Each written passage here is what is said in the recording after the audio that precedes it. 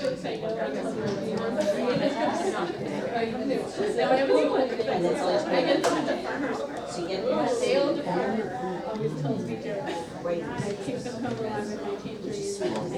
I don't have my pencil palette. I feel like that. You guys are Laura's still living with you, right? Yes. Yes.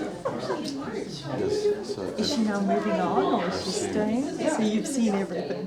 the process, yeah, very methodical, systematic, very Was she writing every day? very efficient. Yeah, most days. A full complement of people and That's how you get it laptops. Welcome. Thank you for coming. I'm Elizabeth Allison. I'm the chair of ecology, spirituality, and religion, the program in which Laura has completed her dissertation. And we are thrilled to welcome you to the third dissertation defense ever in the program in ecology, spirituality, and religion. So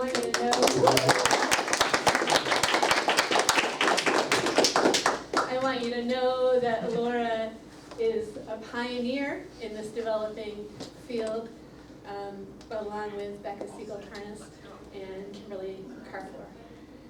So 3 women in the field. And with that, I will turn it over to Jacob Sherman, her chair, for the rest of the event.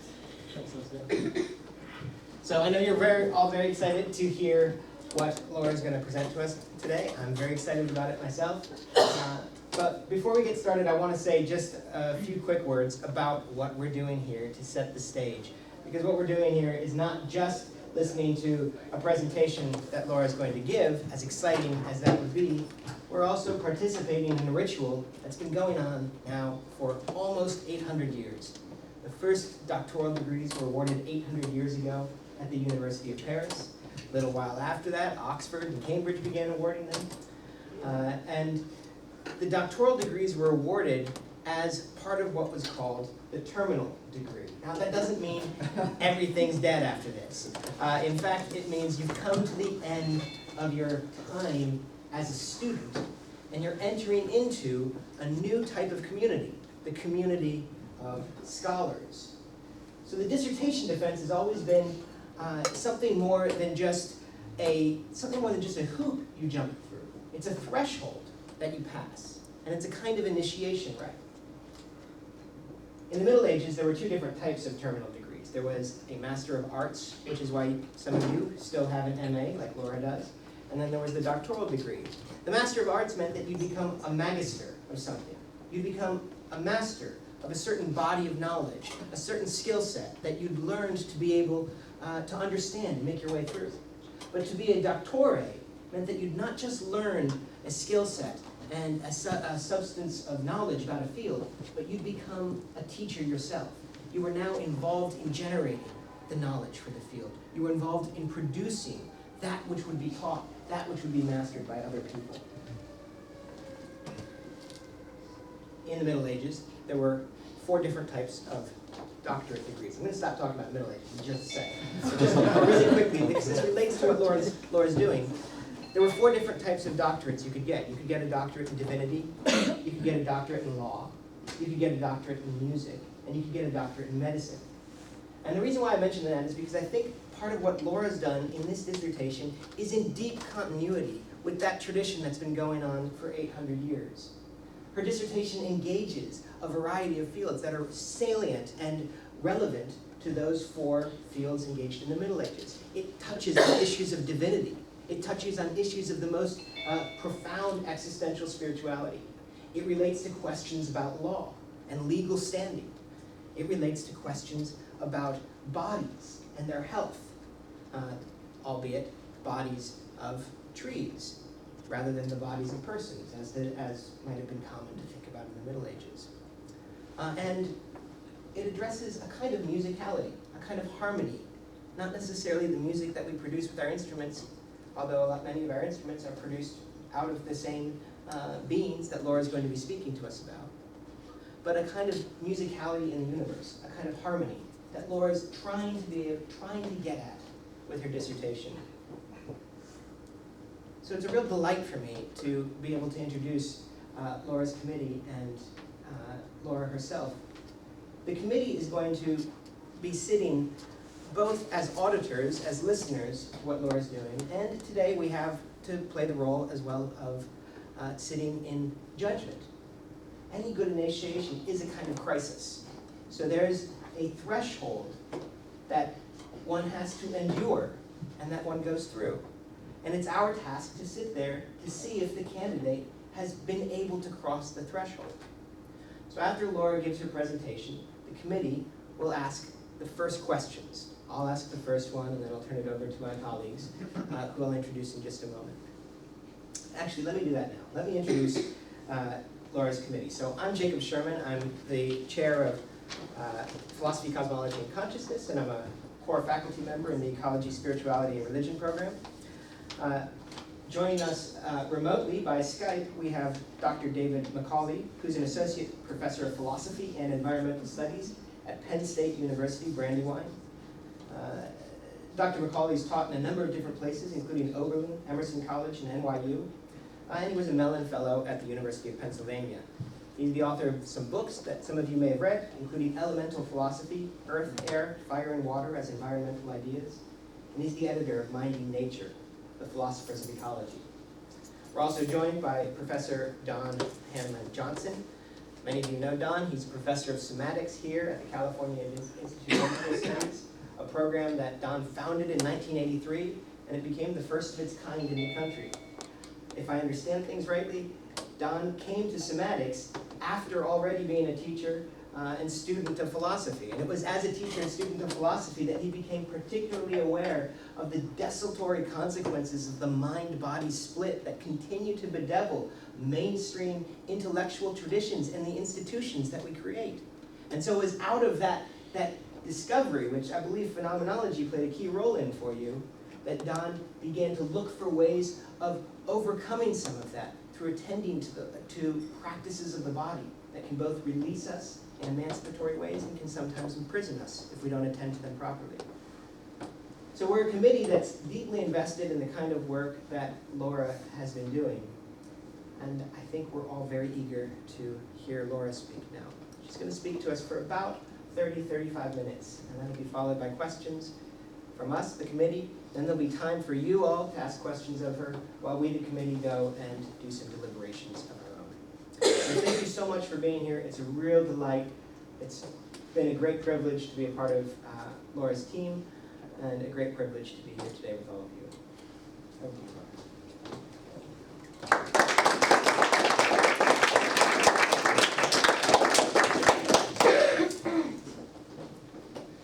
Thank you so much, Elizabeth. Thank you, Jake.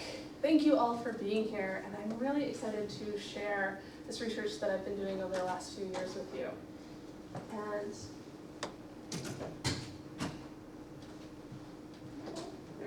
And I'd like to just start with a brief reflection. How do you approach a tree?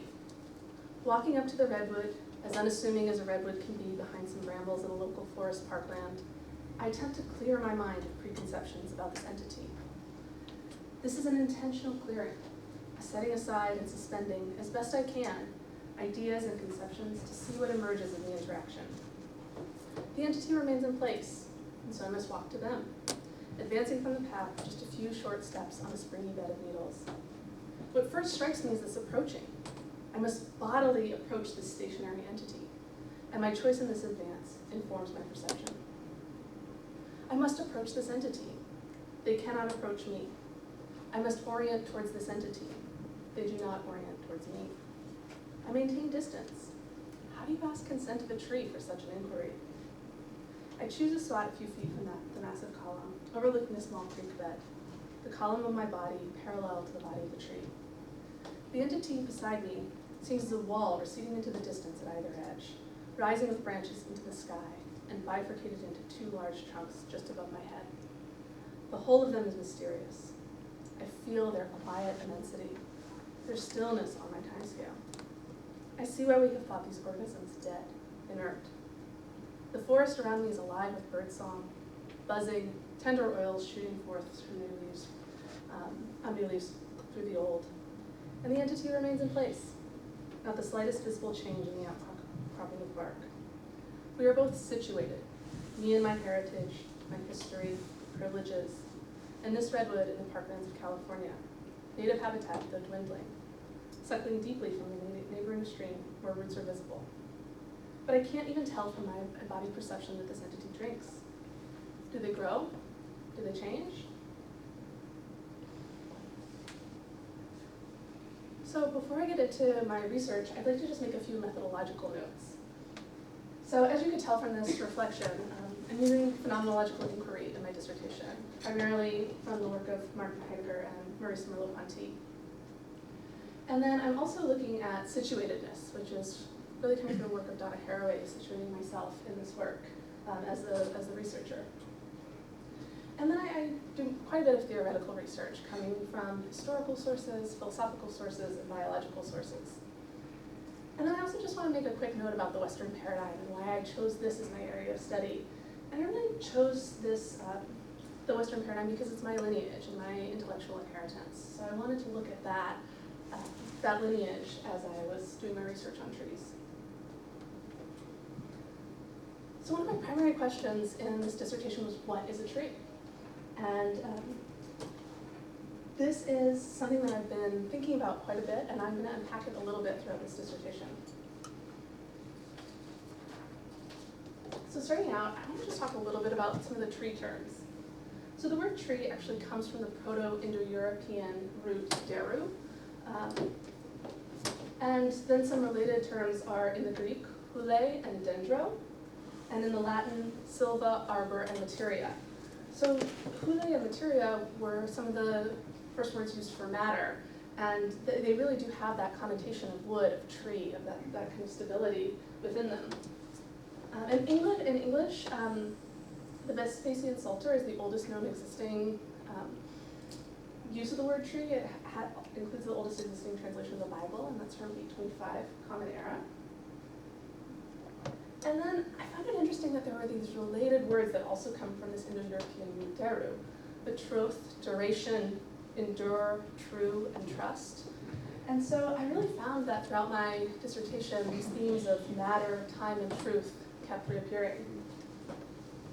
And then I also just want to say a little bit about forest. So forest, the term forest is actually deeply entangled with privilege. The older term is wood, and what we would now consider a forest was always called wood. And then forest was actually the word that was used for the forest enclosed for the king.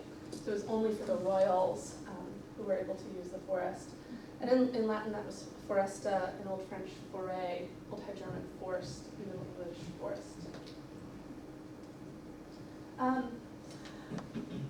And I want to show how trees are deeply embedded in the Western psyche. And so I'm going to talk pretty briefly about ecological, social, and imaginal aspects. Trees are really incredible beings, and there's so much that I wish I could talk about here, but I'll just mention a few things. So trees are the longest lived beings. They can live for 5,000 plus years, and that's actually a Bristol cone pine here in California.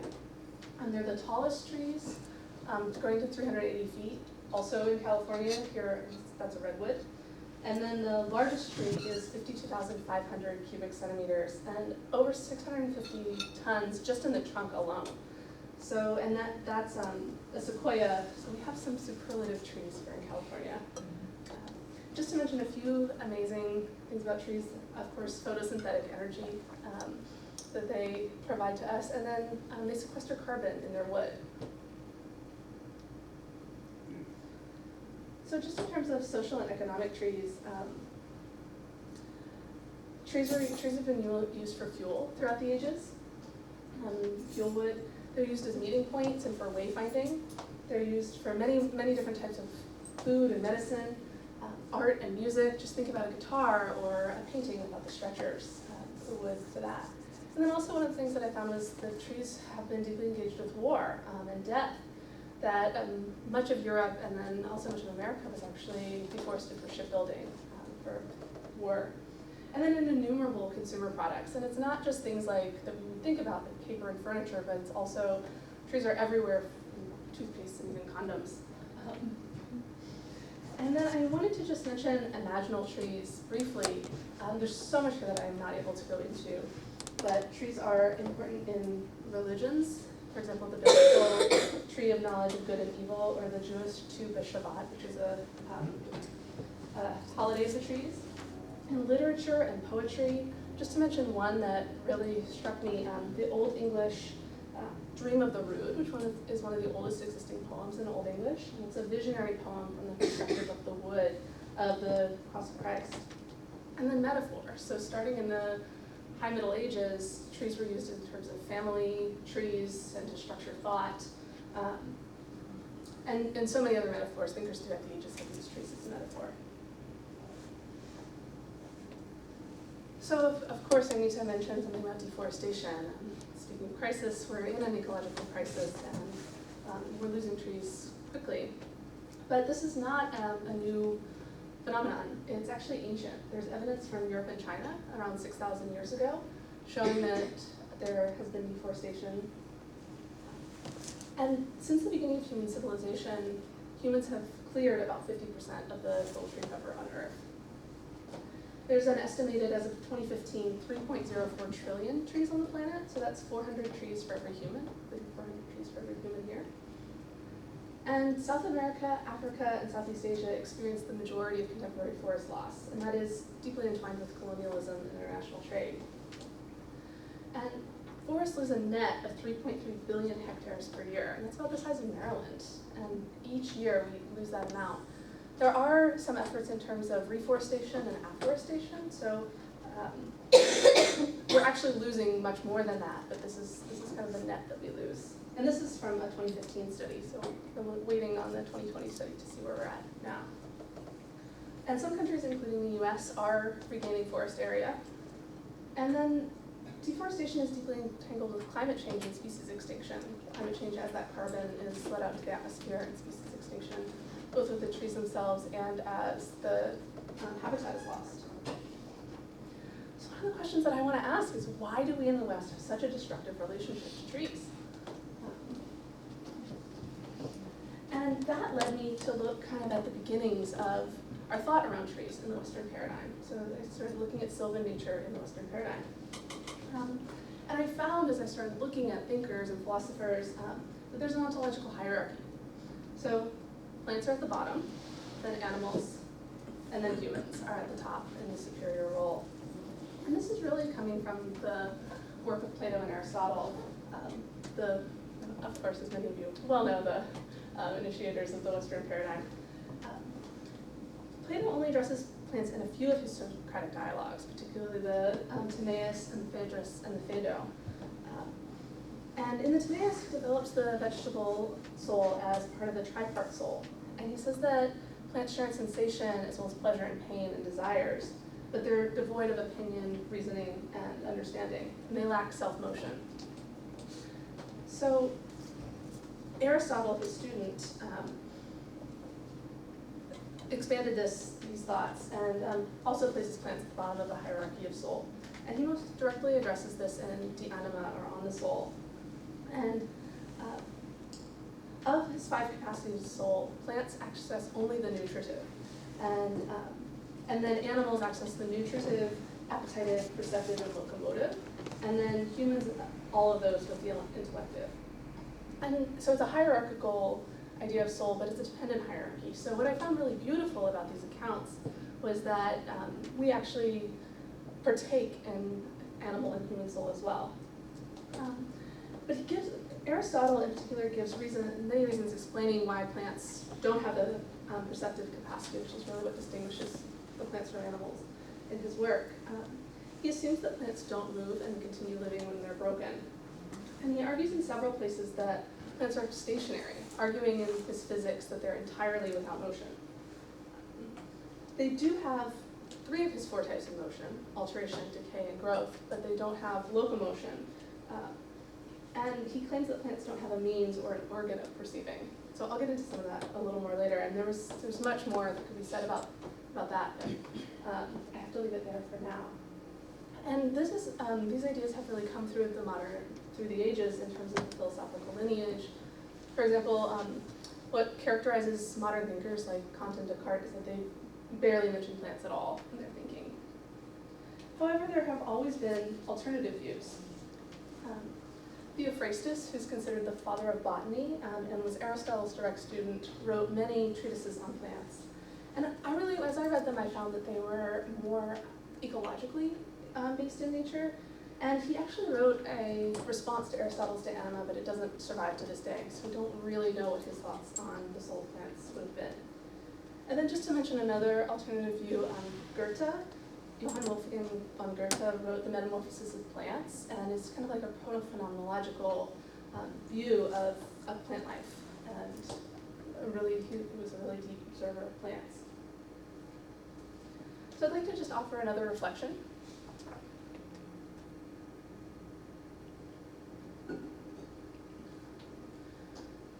Over the course of a year studying my consciousness as I thought about trees, I moved into slowness and stillness, a quiet within.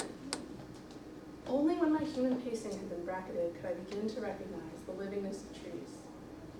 Removing from my thought the ways that I had seen and interacted with trees was part of what precipitated slowing. To approach a tree, movement slowed. To sit with a tree for a number of hours, nothing happened. But my inner world was alight, similar to the bevy of action beneath the bark.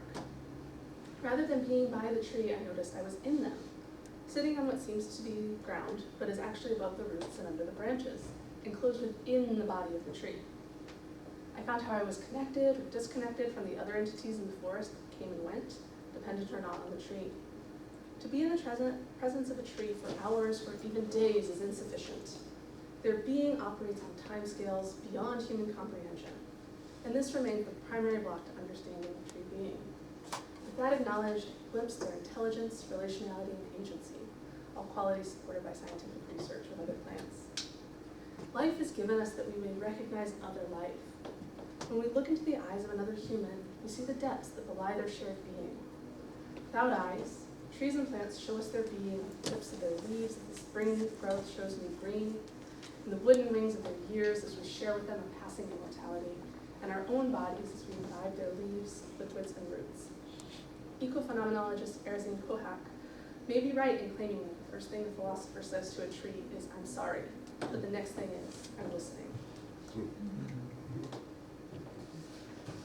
So in recent decades, philosophers and scientists have started to look again at trees. And the field that has emerged is critical plant studies. And so there is a forerunner to this, and that's the arborescent critique of Gilles Deleuze and Philippe Guattari in their work A Thousand Plateaus in the 80s. And these two philosophers really critiqued the entire Western paradigm for being arborescent, by which they mean hierarchical. And they claim that we should move towards more rhizomatic thinking, acentered or network thinking. But as I'll show a little later, trees are not actually that as hierarchical as Deleuze and Guattari would like to imagine. Plant personhood has been suggested, particularly by Matthew Hall in his book Plants as Persons. And his primary argument is really extending personhood to plants and ethical action based on this view.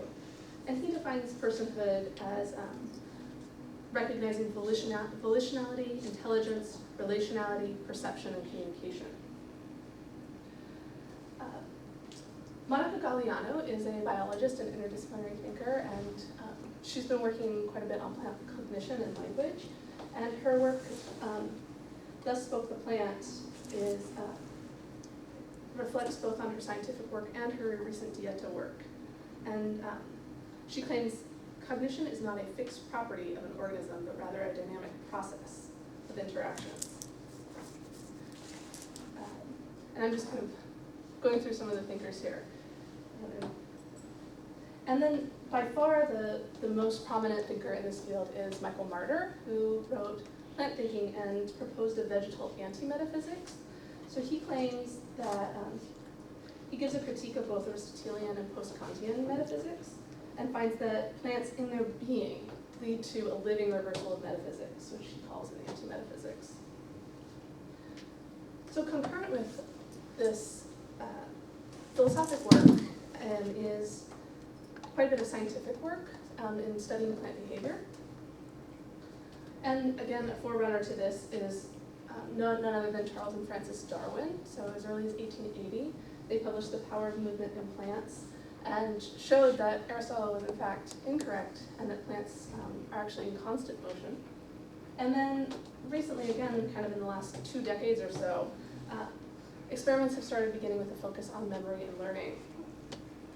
And memory refers to the ability to use relevant information from past experience.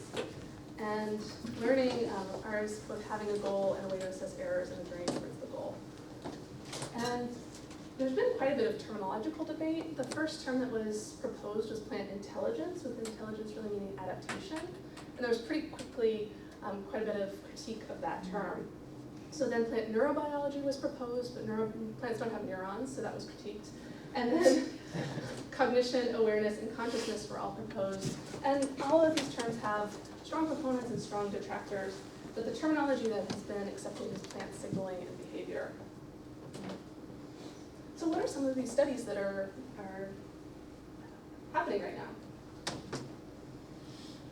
One of the early ones is actually Suzanne Simard's work in the 90s on the Wood Wide Web. She has worked on mother trees or hub trees, and has worked on the mycorrhizal networks, or these kind of interconnected ways that trees and plants share information and share resources like carbon and water.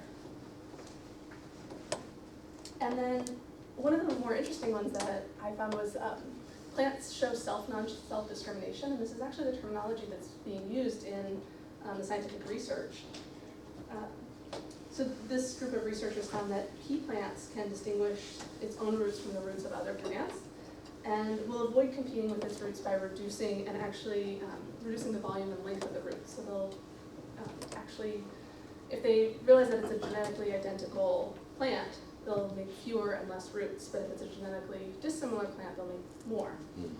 And then this research was expanded by Richard Carbon in terms of kin recognition with sagebrush. It's also found in sagebrush, and that sagebrush responds differently to more closely related plants. And then again, just to talk a little bit about Monica Galliano's scientific research. Galliano works with Mimosa pudica, which is the sensitive plant, which will actually kind of close when you touch it very quickly. It's one of the few plants that moves on our time scale. And she dropped the plant several times until it realized that it was no longer closing its leaves in reaction to the drop. But the plant continued to remember the drop, and would several weeks later wouldn't respond to that, although it would respond to other stimuli. And then more recently, in the last couple of years, there's been a study on anesthetics. So several species, including Mimosa pudica and pea plants, were exposed to anesthetics both through their gases and through their roots. And the Mimosa pudica lost its ability to close its leaves, and the pea plants stopped growing. And they're actually saying, the scientific literature actually says that they lost consciousness. So these are just a few of the scientific studies that are ongoing. And all of the philosophy and the science really caused me to question arboreal ontology, and want to, especially as I asked, what is a tree, wanting to look again and rethink the place of plants ontologically in that hierarchy. So I want to just say a quick word here about livingness. There's no disagreement that rooted, growing trees are beings and are alive. Sometimes thinkers or authors might talk about trees being dead or objects or inert, but really among people who are looking at trees, there's no question that they're alive. And then just to kind of break open this hierarchy a little bit, I wanted to think about what are the criteria for ontological value? How can we value trees differently rather than this kind of hierarchy of plant, animal, human, humans on the top? What could possibly be criteria? I came down to the three of intelligence, relationality, and agency. So I want to unpack these just a little bit. Intelligence is really the capacity to assess the environment and choose from among the possibilities. This requires awareness and a basic perception of surroundings, as well as memory of the past and learning from prior incidents. Trees and plants are intelligent in the ways that they're interacting with their environment and reacting in complex and adaptive ways. And some of these are available to human perception, the way that the patterns of leaves and branches so that the trees can get the most sunlight, as well as the fruit, the colors of fruit, calling to animals. So some of the studies that would support this are Monica Galliano's work with Mimosa pudica and the kin discrimination. And then in terms of relationality, relationality is really the one that's the most easiest to perceive in terms of being in the forest and seeing the plants and animals that are interacting with trees. Relationality describes the connection to other beings, whether symbiotic or not, and it does require discernment of self and transfer and reception of information.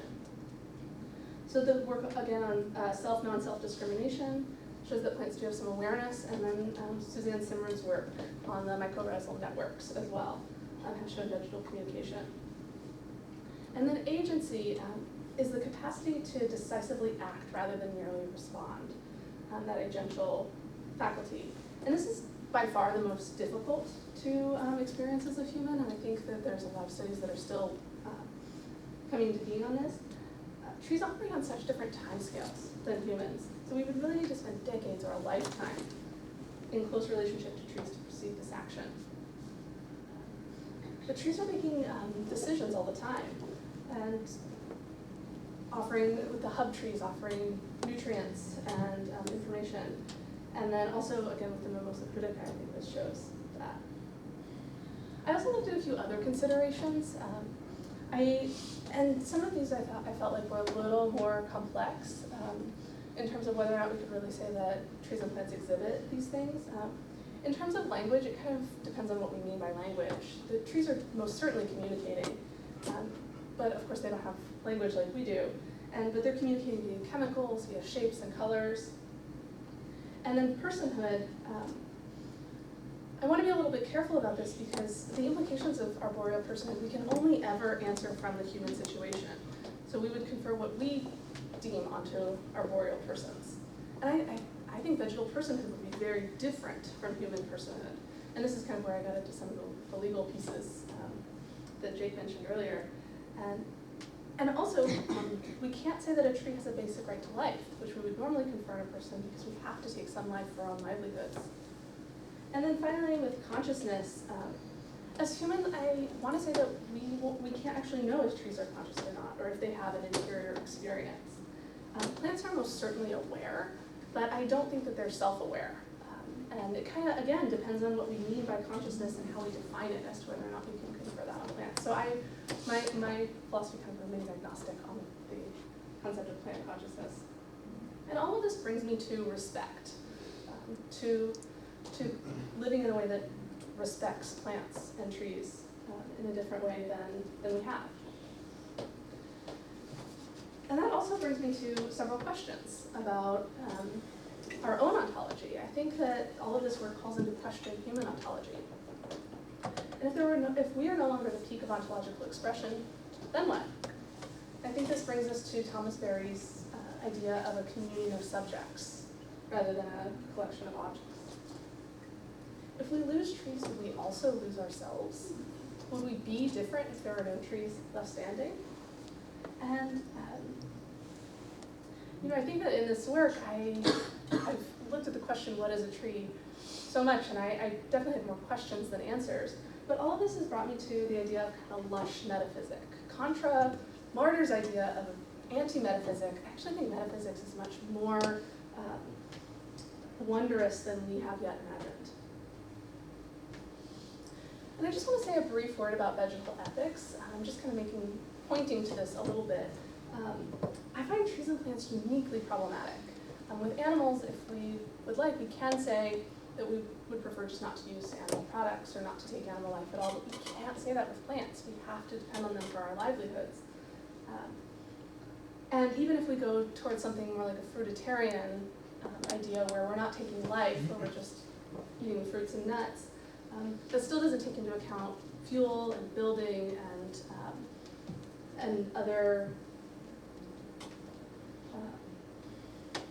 and other ways that we use trees. So can harm be ethical, is a question that I have asked.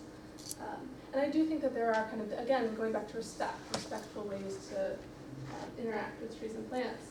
And I don't think we have to reinvent anything here. There are many, many insights and advice from other cultures, as long as we can find a way to respectfully and non-appropriately look at those. And in my dissertation, I because I'm not a scholar of those other ways of understanding ethics. I pointed to the lineage holders and scholars of those cultures. And so at the end of my dissertation, I go from kind of the question, what is a tree, to who is a tree? And this is where, again, I get to the lush metaphysic. And like I said, it's kind of pointing towards an ontology that's more complex than we have yet imagined. And a lush metaphysic values trees and plants differently but similarly to other beings and not hierarchically. And there's much more that could be developed there.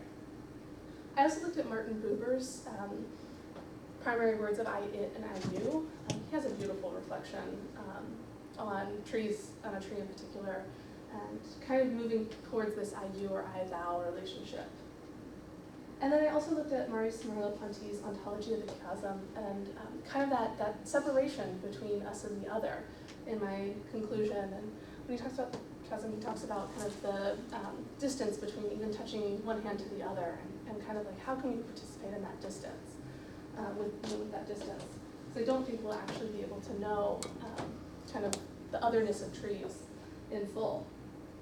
And this brings me to the idea of participation. How can we participate differently, and as I said, more respectfully, with trees and plants? And how do we participate as ontologically valuable beings, with trees as ontologically valuable beings? And so I'd like to offer one more reflection.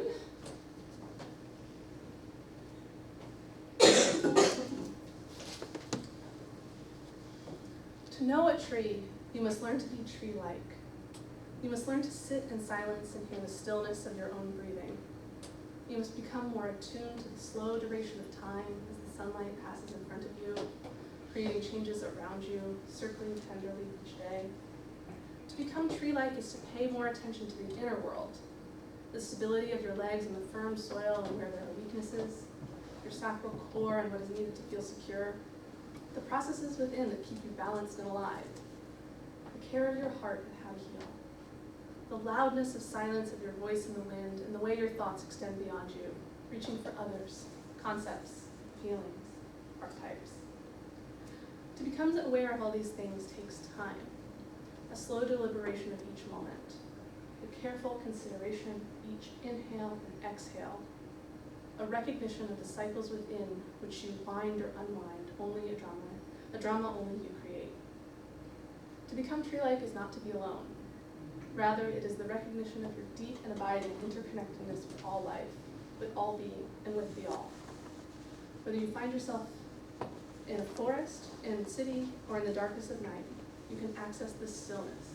You can be tree-like. And then, only then, can you begin to know the tree. And I'd just like to end on a quote from the German poet Hermann Hesse, adjusted slightly for gender. Whoever has learned how to listen to trees no longer wants to be a tree. They want to be nothing except what they are. So, thank you.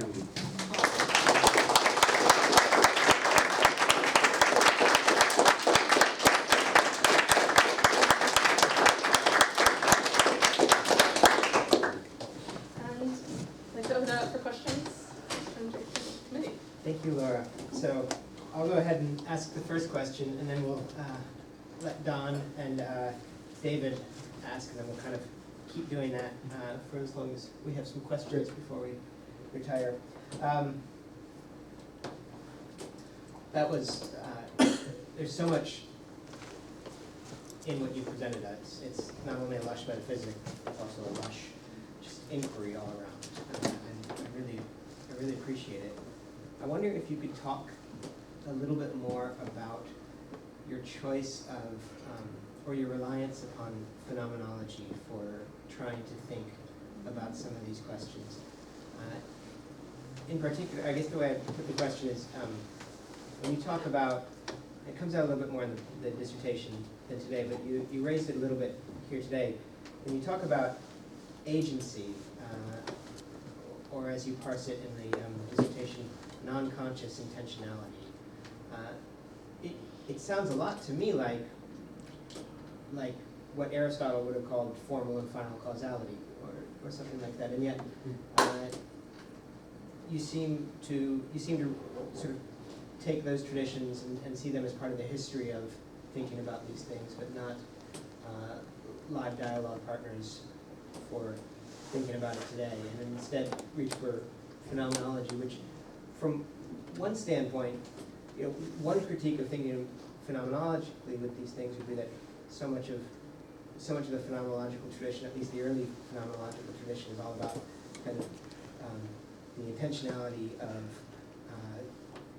of thinking aiming at its objects, right, against the horizon that's being constructed for it, and that would seem almost to sort of almost as exclusionary to what you're describing as an arboreal ontology as the pre-modern traditions. So what motivates your approach to phenomenology? What do you get from it? Yeah, thanks for that question, Jake. And I'll try to answer all pieces of it as well. I really fell in love with phenomenology because it was such an embodied, it came back to the body, especially with Merleau-Pontian. And what I really loved about it was the idea of describing the world afresh, looking anew, and that poetic inspiration of really coming from that what I can know is available to my perception.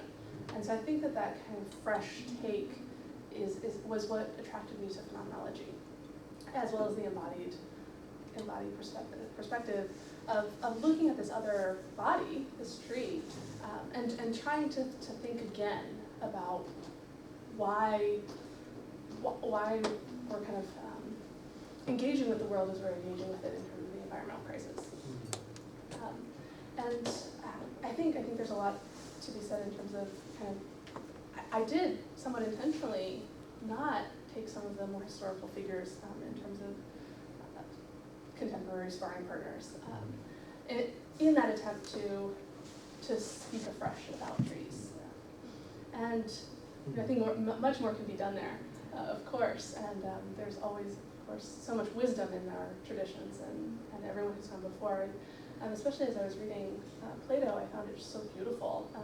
Matthew Hall in particular really kind of demonizes Plato, and I found his account of trees really beautiful and interconnected in a way that I wasn't expecting.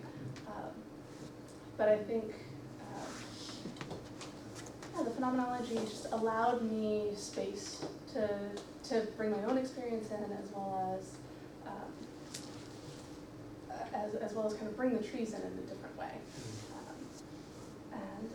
It's interesting because Merleau-Pontian, who's kind of the main person that I was drawing on for this, was critiqued for kind of sitting in his office and not really getting out into the world, or being a little bit of an urbanite or something. So I was trying to avoid that moment, but that was part of the reason why I decided on it as a methodology rather than kind of engaging as much with it as with phenomenological work as kind of an interlocutor. So I was kind of hoping to balance those things. I went with a nice entry, and I want to kind of read what I'm thinking into that. I came here today wondering, as we all do around here, now what, given the state of the world at this moment. So I was thinking about how are you going to make any sense of this to the people who are just cutting it all down. So in that context, I thought one thing probably a lot of people in the room don't get is how important the volume in your actual writing was of these reflections. You did a lot of work in that area. And that reminded me of when, Jake, when you brought this issue up for phenomenology, there's sort of a bifurcation of phenomenology between people who take it into the very mathematical, heady part, and those who use those clues in Husserl and Merleau-Pontian to really come up to the thing itself.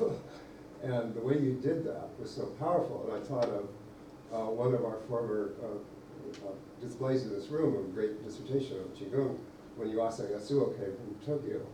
And in his book on the body, he says the big difference between Western traditions and Eastern traditions is that Western traditions don't think practice is essential. That the dualism is something that's transformed by practice. And in your dissertation, you did such a great job of showing that. These long sections about you going to, with the park you go to all the time? Tilden. Tilden Park, and the ways you encounter this stuff, that's such a substantial part of the work.